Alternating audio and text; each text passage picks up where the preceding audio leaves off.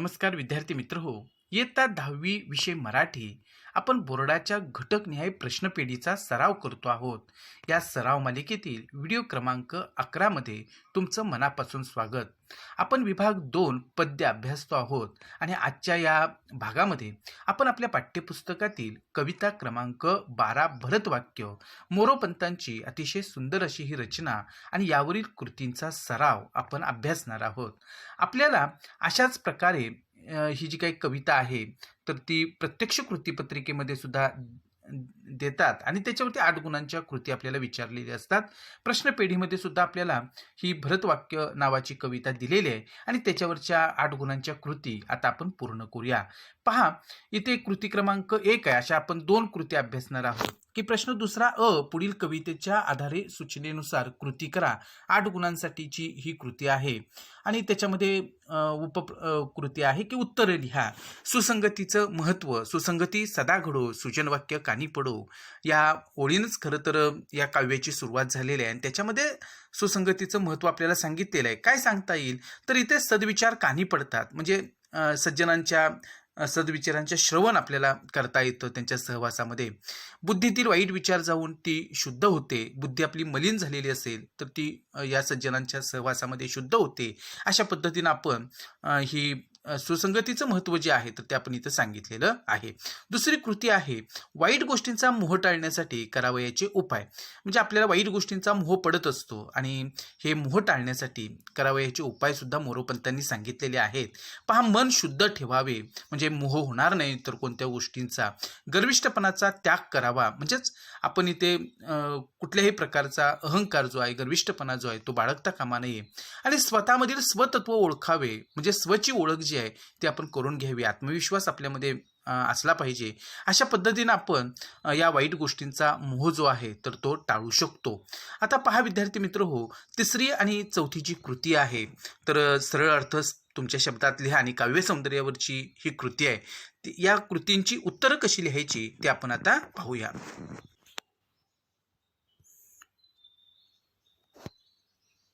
पहा विद्यार्थी मित्र हो, आपण इथं जी काय प्रश्न 2 मध्ये जी कृती दिलेली आहे तर म्हणजे तिसरी कृती जी आहे की कवितेतील 2 ओळींचा सरळ अर्थ लिहा.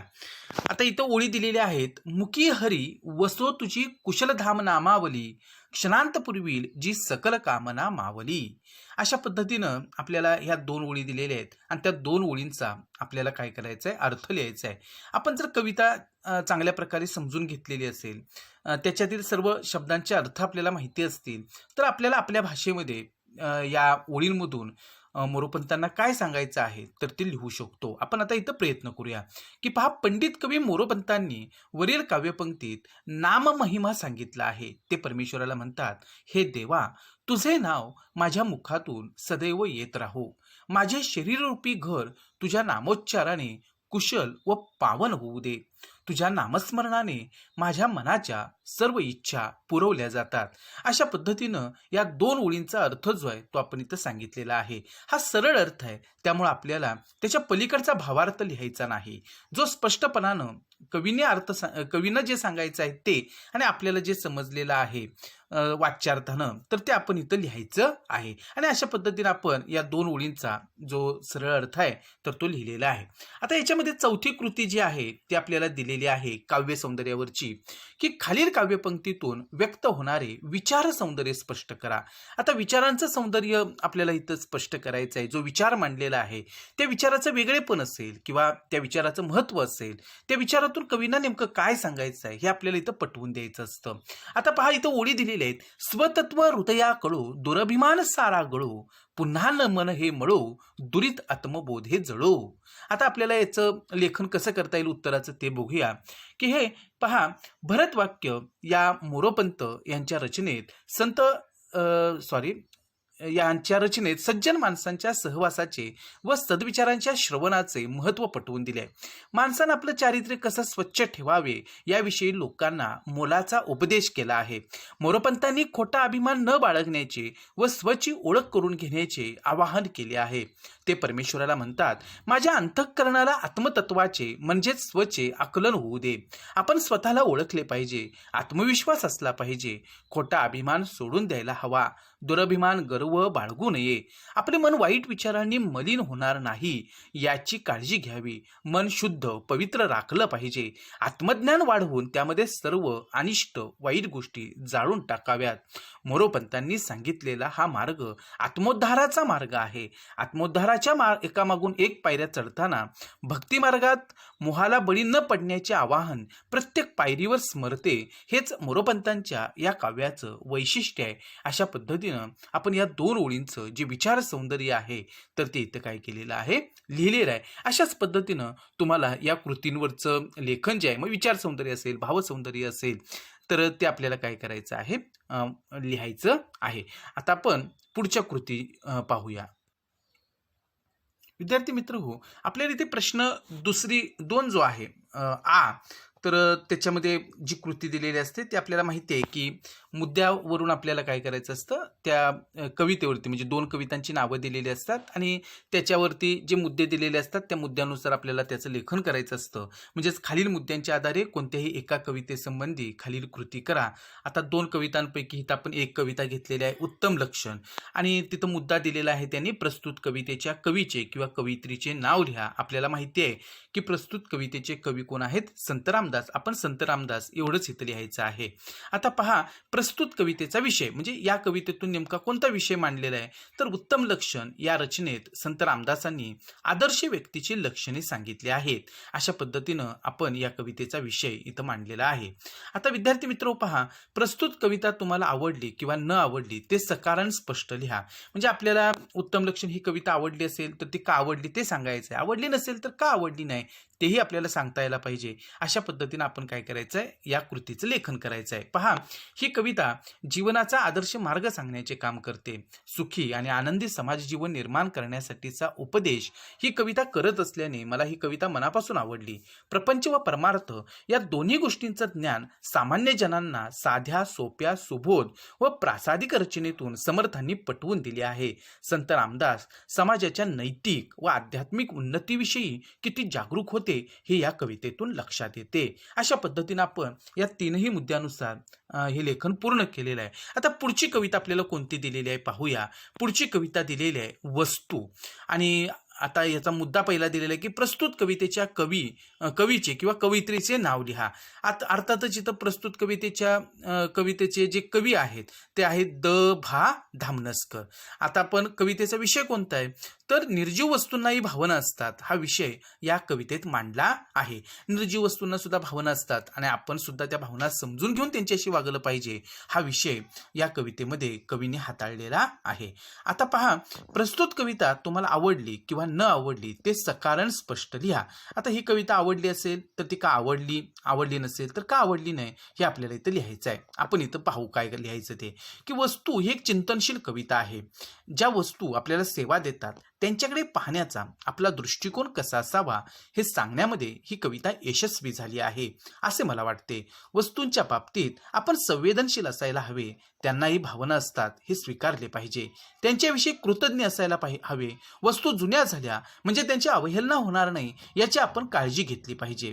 त्यांचा मानसन्मान राखायला हवा. निर्जीव वस्तूंशी भावनिक नाते दृढ करून त्यांची आपण काळजी घ्यावी असे या कवितेतून सूचित केले आहे. वस्तूंची मुकसेवा लक्षात घेऊन आपले वागणे बदलायला हवे असा सूचक विचार करायला ही कविता भाग पाडते. अशा पद्धतीनं आपण काय केलेलं आहे, ही कविता का आवडली ते लिहिलेलं आहे. आता विद्यार्थी मित्र हो, प्रश्न 2 ही जी कृती आहे ती म्हणजे खालील काव्यपंक्तीचं रसग्रहण करा, आणि इथे आपल्याला या काव्यपंक्ती दिलेल्या आहेत. आता त्याचं रसग्रहण कसं करायचं ते आपण समजून घेऊ. पहा विद्यार्थी मित्र हो, इथे आपल्याला रसग्रहणासाठी ज्या ओळी दिलेल्या आहेत त्या आहेत, सुसंगती सदा घडो, सुजन वाक्य कानी पडो, कलंक मतीचा झडो, विषय सर्वथा नावडो. आपल्याला माहिती आहे की मोरोपंतांच्या भरतवाक्य ही जी रचना आहे याची सुरुवातच मुळात या ओळींनी झालेली आहे. द्रुपद आहे या रचनेतील. असे सौंदर्य काय सांगता येईल आपल्याला रसग्रहणामध्ये, तर भरतवाक्य ही मोरोपंतांची रचना म्हणजे स्वतःच्या उद्धारासाठी परमेश्वराकडे केलेली आळवणी किंवा मागणी होय. सज्जन माणसाच्या सहवासाचे व सद्विचारांच्या श्रवणाचे महत्त्व मोरोपंतांनी पटवून दिले आहे. सत्कर्मात व सज्जनांच्या सहवासात राहण्याचा सल्ला ते देतात. देवाकडे केलेली ही एक प्रार्थना आहे. स्वतःतील दुर्गुण निघून जावेत व सद्गुणांची प्राप्ती व्हावी असं हे मागणं आहे. आता काव्य सौंदर्य काय लिहिता येईल, तर सुसंगती म्हणजे सज्जनांचा सहवास. सज्जनांचा सहवास कायम लाभू दे. संगतीचा फार मोठा प्रभाव आपल्यावरती पडत असतो. संगतच जर सज्जनांची, गुणवान, चारित्र्यसंपन्न लोकांची लाभली तर आपल्यालाही सज्जनांचे गुण घेता येतील. सज्जनांची सुजन वाक्ये म्हणजे त्यांचे सुविचार नेहमी कानावर पडतील. या विचारांमुळे मन निर्मळ होईल. बुद्धीतील वाईट विचार निघून जातील. प्रापंचिक भोग्य विषयांचा तिटकारा येईल. सद्विचारांची रुजवणूक व्हावी व दुर्गुण निघून जावेत असे मागणे मोरोपंतांनी परमेश्वराकडे मागितले आहे. आणि हे मागणं फक्त मोरोपंतांच्या पुरतं मर्यादित राहत नाही. मोरोपंतांनी जरी हे मागणं परमेश्वराला मागितलेलं असलं तरी आपल्या सगळ्यांच्या मनातली जी भावना आहे किंवा आपल्याला जे वाटतं तेच इथे एक प्रकारे मोरोपंतांनी व्यक्त केलेलं आहे. आणि जसं पसायदानातून संत ज्ञानेश्वरांनी विश्वात्मक देवाकडे जे मागणं मागितलं आणि ते फक्त संत ज्ञानेश्वरांचं मागणं राहत नाही तर आपल्या प्रत्येकाचं ते मागणं असतं, तसंच इथे एक प्रकारची ही प्रार्थनाच आहे. आणि पसायदानाची जशी रचना आहे तशीच याची सुद्धा रचना असल्याची आपल्याला दिसून येते. आणि अतिशय सुंदर अशा पद्धतीचं हे विचार जे आहेत तर ते आपण समजून घेतलेले. आता भाषिक वैशिष्ट्य काय आहेत की या कवितेमध्ये मोरोपंतांनी परमेश्वराशी साधलेला संवाद पृथ्वी वृत्तात असून त्याला एक आंतरिक लय आहे. शब्दांना नादसौंदर्य लाभलेलं असून त्यातील अलंकार कवितेचे अर्थसौंदर्य वाढवतात. उपमेय व उपमानात भेद नाही असं सांगणारा रूपक अलंकार अनेक ठिकाणी आला आहे. आणि म्हणूनच कवितेतील नादसौंदर्य, अर्थसौंदर्य, नाट्यात्मकता व रूपक सौंदर्य अवर्णनीय आहे. यमक अलंकाराचा उपयोग करून अर्थसौंदर्यात भर टाकली आहे. सर्वांना पालन करण्यास, साधा, सोपा व भक्ती मार्गाकडे वळण्यास उपयुक्त ठरणारा संदेश हे या कवितेचं वैशिष्ट्य म्हणावं लागेल. अप्रतिम रचना कौशल्यामुळे या कवितेतील ओळींना सुभाषिताचे स्वरूप प्राप्त झाले आहे. आणि अशा पद्धतीनं आपण हे रसग्रहण जे आहे तर ते ह्या 3 मुद्द्यांच्या आधारे आपण पूर्ण केलेलं आहे. आणि कोणतेही रसग्रहण करताना त्यातील आशय सौंदर्य असेल, काव्य सौंदर्य असेल आणि भाषिक वैशिष्ट्ये असतील तर ते आपल्याला सांगावी लागतील. आता विद्यार्थी मित्र हो, या कवितेवरील कृती क्रमांक 2 आपण पाहणार आहोत. पहा, इथे सुद्धा पुढील कवितेच्या आधारे सूचनेनुसार कृती करा अशी अकृती दिलेली 8 गुणांसाठीची. आणि आपल्याला पहिली कृती आहे त्यातली की मन वाईट गोष्टीकडे वळू नये म्हणून करावयाच्या गोष्टी. की आपलं मन जे आहे ते वाईट गोष्टीकडे वळायला नको म्हणून आपण काय करायला पाहिजे, तर अर्थातच मन भवचरित्रावर म्हणजेच परमार्थावर गुंतवावे. मनातील निश्चय ढळू देऊ नये. भजन करताना मन विचलित होऊ देऊ नये. मन मलिन होऊ देऊ नये. अशा पद्धतीनं आपण मन वाईट गोष्टीकडे वळू नये म्हणून काही गोष्टी कराव्या लागतील, काळजी घ्यावी लागेल. आणि अशा पद्धतीनं आपण या गोष्टी ज्या आपल्याला इथं सांगितलेल्या आहेत तर त्या आपण इथं लिहिलेल्या आहेत. आता परमेश्वराला उद्देशून वापरलेली संबोधने कोणती आहेत, तर हरी आणि कुशलधाम नामावली अशा पद्धतीनं परमेश्वराला उद्देशून वापरलेली संबोधने या कवितेमध्ये आलेली आहेत. आता पुढची कृती पाहू की इथं सरळ अर्थ लिहा ही तिसरी कृती आणि काव्य सौंदर्यावरची चौथी कृती आहे. आपण याची उत्तरं कशी लिहायची ते आता पाहूया. पहा विद्यार्थी मित्र, इथे आपल्याला 2 ओळी दिलेल्या आहेत सरळ अर्थ स्पष्ट करण्यासाठी. आणि त्या ओळी आहेत, न निश्चय कधी ढळो, कुजन विघ्न बाधा टळो, न चित्त भजनी चळो, मती सदुक्त मार्गी वळो. आता काय अर्थ सांगता येईल आपल्याला याचा, तर पंडित कवी मोरोपंत वरील काव्यपंक्तीत परमेश्वराला म्हणतात की माझा निर्धार कधी ढळू देऊ नको. दुर्जनांनी उत्पन्न केलेल्या संकटांचा त्रास टळून जाऊ दे. तुमच्या भजनात रममान होताना मन चंचल होऊ देऊ नका. चांगला मार्ग आचरण्यासाठी बुद्धीला वळण लागो. अशा पद्धतीचं मागणं जे आहे ते परमेश्वराकडे मोरोपंतांनी या 2 ओळींमध्ये मागितलेलं आहे. आता पुढे पाहू विद्यार्थी मित्र हो, आपल्याला काव्य सौंदर्यावरची इथं कृती दिलेली आहे की खालील काव्यपंक्तीतून व्यक्त होणारे भावसौंदर्य स्पष्ट करा. आता भावसौंदर्य स्पष्ट करत असताना इथे या ओळींमधून आपल्याला जो अर्थ समजतो आणि त्याच्या पलीकडचा जो भाव आहे तोही आपल्याला मांडता यायला पाहिजे. त्याच्या पलीकडचा जो विचार आहे तोही आपल्याला पटवून देता आला पाहिजे.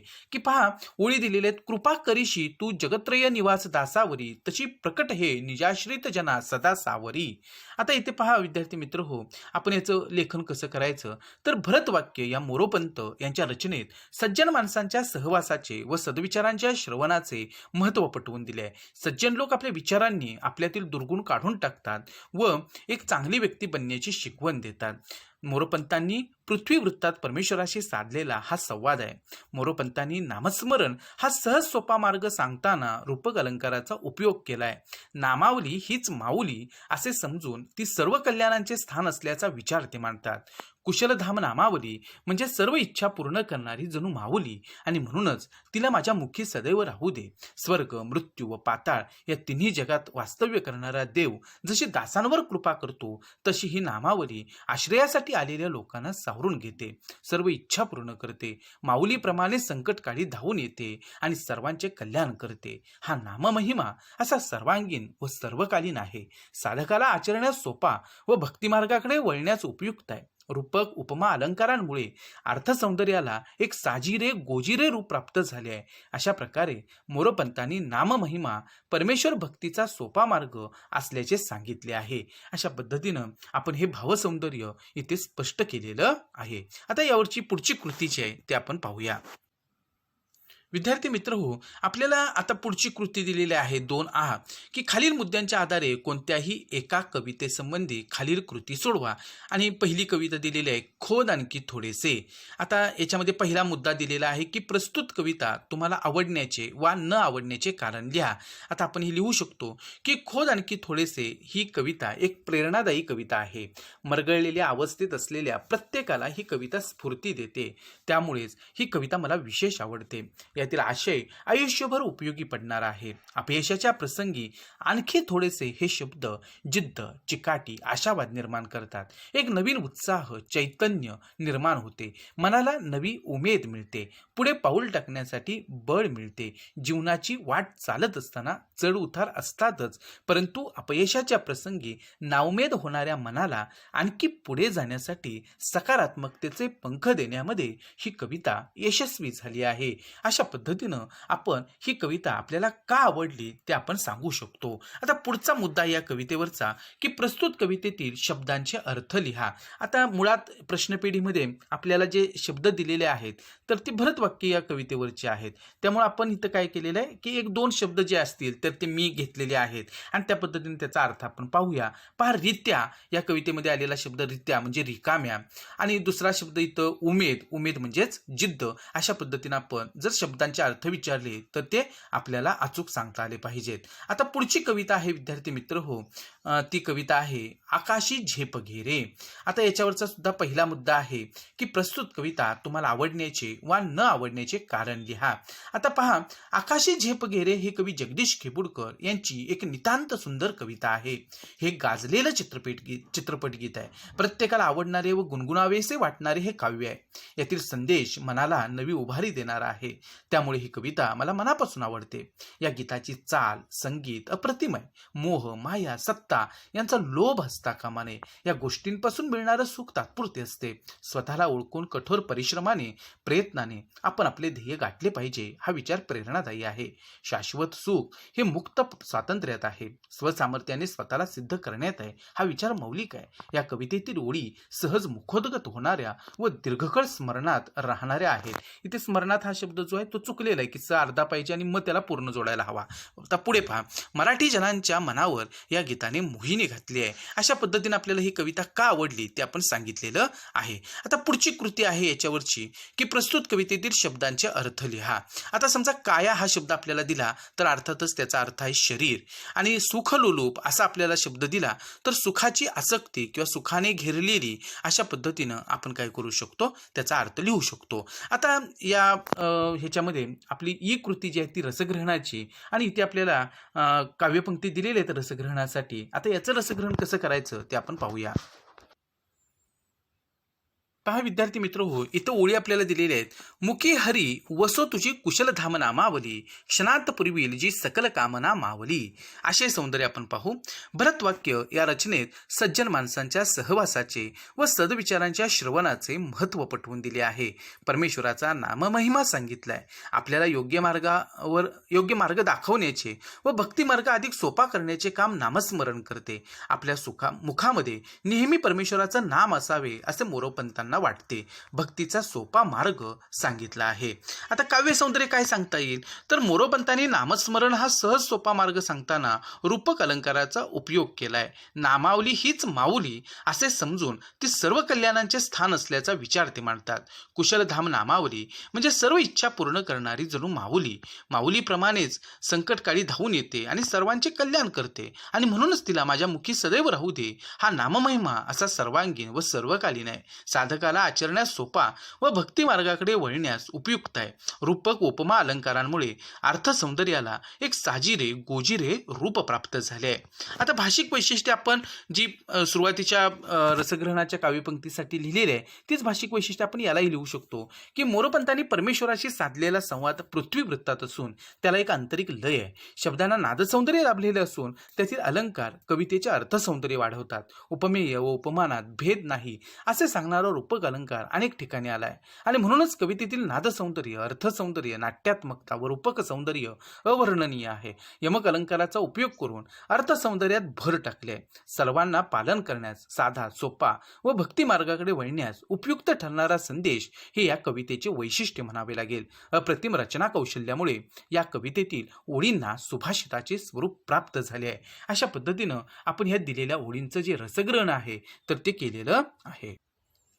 विद्यार्थी मित्र हो, आपण आता या व्हिडिओमध्ये इथेच थांबणार आहोत. तुम्ही तुमच्या मित्रमैत्रिणींना नक्की सांगा की या सगळ्या तुमच्या मित्रमैत्रिणींना ह्या प्रश्नपेढीचा जर सराव झाला त्यांचासुद्धा की त्यांनासुद्धा एक आत्मविश्वास येईल आणि अतिशय चांगल्या प्रकारे आपण मराठी विषयाची कृतीपत्रिका जी आहे तर ती पूर्ण करू शकतो आणि चांगल्यातले चांगले गुण जे आहेत ते सुद्धा आपण मिळवू शकतो. पुढील व्हिडिओमध्ये आपण भेटू. तोपर्यंत धन्यवाद.